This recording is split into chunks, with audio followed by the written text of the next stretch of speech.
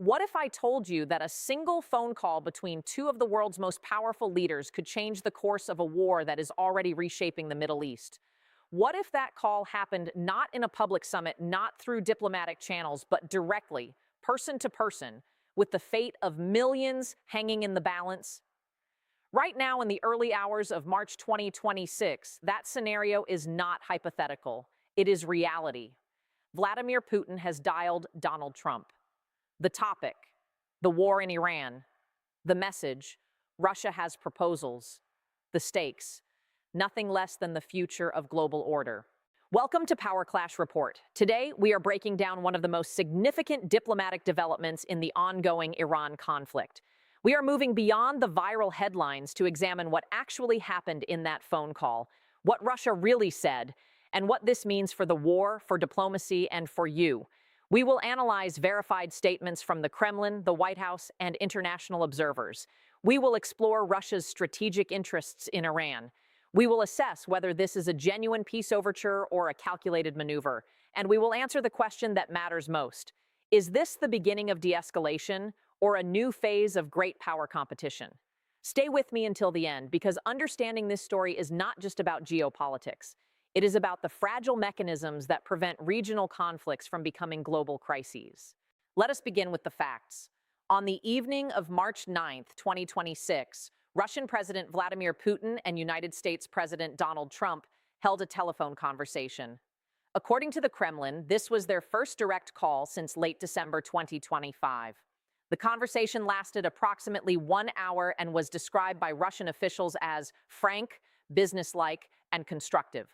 The primary topics, according to Putin's foreign policy advisor Yuri Ushakov, were the conflict in Iran and ongoing negotiations regarding Ukraine. This timing is critical. The call came amid intensified U.S.-Israeli military operations against Iranian targets and growing international concern about escalation. What did Putin actually say? According to Ushakov, the Russian president presented Trump with several proposals aimed at achieving the earliest possible political and diplomatic settlement of the Iran conflict. Putin reportedly emphasized the need for a quick political and diplomatic settlement to the U.S.-Israeli war against Iran, which has been a key ally for Russia. He also referenced contacts with leaders of Persian Gulf countries, Iran's president, and other international figures as part of a broader diplomatic effort. Importantly, Putin did not announce military intervention. He did not declare, "We are ready for confrontation." He called for diplomacy. This distinction matters. It separates verified fact from viral speculation. What was Trump's response? Hours after the call, Trump told reporters he had a very good call with Putin. He stated, "He wants to be helpful with Iran. I told him you can be more helpful by ending the war in Ukraine." This exchange reveals the complex linkage between two separate conflicts. For Trump, progress on Iran may be tied to progress on Ukraine. For Putin, leverage on one front may influence outcomes on the other. This is not just bilateral diplomacy, it is multidimensional statecraft. Now let us examine why this call matters. Russia is a key ally of Iran. The two nations have deepened military, economic, and strategic cooperation in recent years, including agreements to counter Western sanctions and coordinate on regional security. U.S. officials have expressed concern that Russia might provide intelligence or other support to Iran in its conflict with the United States and Israel. White House envoy Steve Witkoff explicitly warned Russian officials not to share intelligence with Iran. In this context, Putin's outreach to Trump is significant. It signals that Russia prefers diplomatic channels over confrontation. It also suggests that Moscow sees value in positioning itself as a potential mediator, not just a partisan ally. But we must also consider what Russia stands to gain. By engaging with Trump on Iran, Putin achieves several objectives. First, he demonstrates Russia's relevance as a global power capable of influencing outcomes in the Middle East.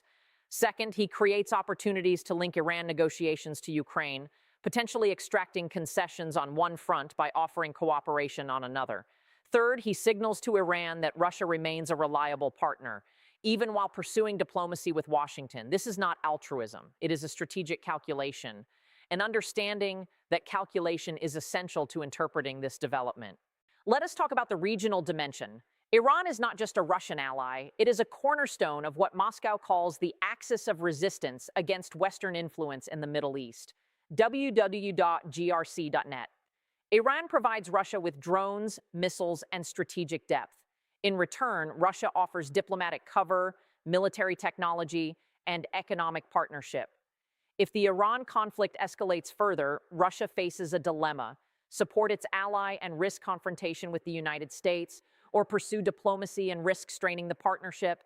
Putin's phone call suggests he is choosing the latter, at least for now, but choices can change, and the window for diplomacy is narrow. What about the impact on the war itself? The mere fact of this call could influence military calculations. If Iran perceives that Russia is pushing for a diplomatic off-ramp, it may adjust its own posture. If the United States sees an opportunity to de-escalate through Moscow, it may temper its operations. Conversely, if either side views the call as a stalling tactic, it may intensify pressure. Diplomacy and warfare are not separate tracks. They interact in complex ways. This phone call is a data point in that interaction.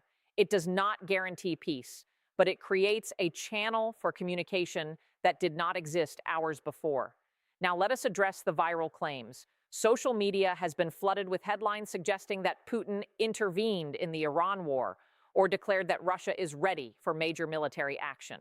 These claims are not supported by verified sources.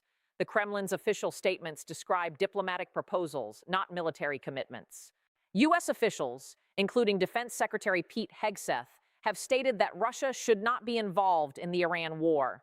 This does not mean Russia will remain passive, but it does mean that sensational claims about imminent Russian intervention should be treated with skepticism.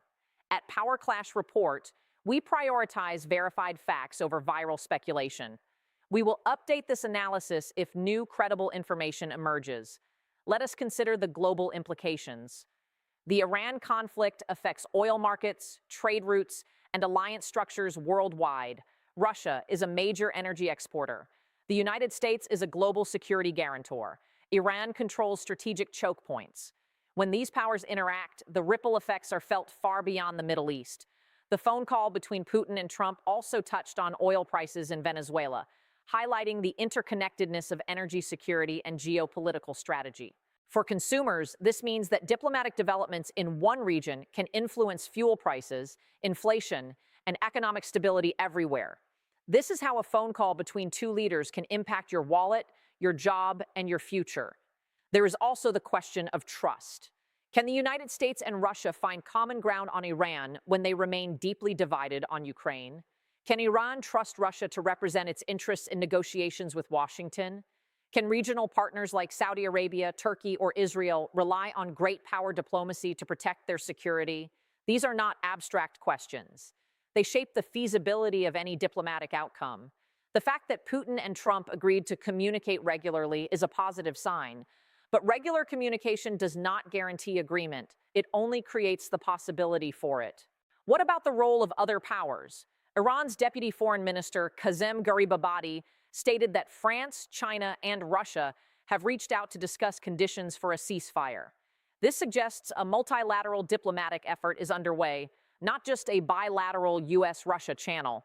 China, in particular, has significant economic ties with Iran and a stated preference for political solutions to regional conflicts. France, as a European power with interests in Middle East stability, also has a stake. The involvement of multiple actors complicates negotiations, but also increases the chances of finding a mutually acceptable solution. Now let us talk about the human dimension. Behind every diplomatic exchange are real people whose lives are affected by war and peace. In Iran, civilians face the threat of airstrikes, economic hardship, and uncertainty. In the United States, families of service members worry about escalation. In the region, refugees, displaced persons, and vulnerable communities depend on stability for survival. Diplomacy is not just about strategy, it is about saving lives.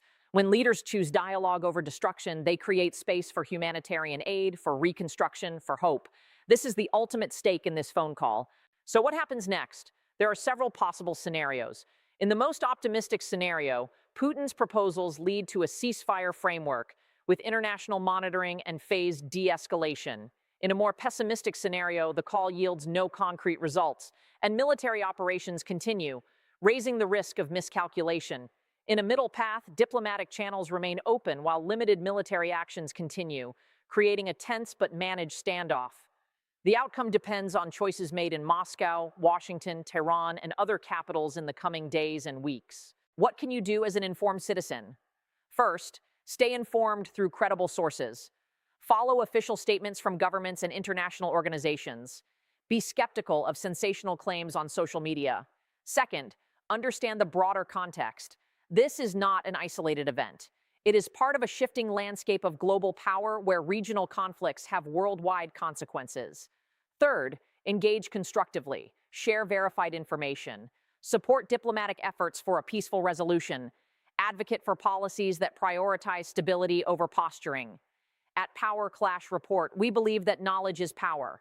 Understanding geopolitical events helps us make better decisions, protect our families, and contribute to a more stable world. We are committed to providing analysis that is thorough, balanced, and grounded in facts. We will continue to monitor this developing situation and bring you updates as verified information emerges. Before we conclude, let us recap the key points. Putin and Trump held a one-hour phone call on March 9, 2026, their first direct conversation since December 2025.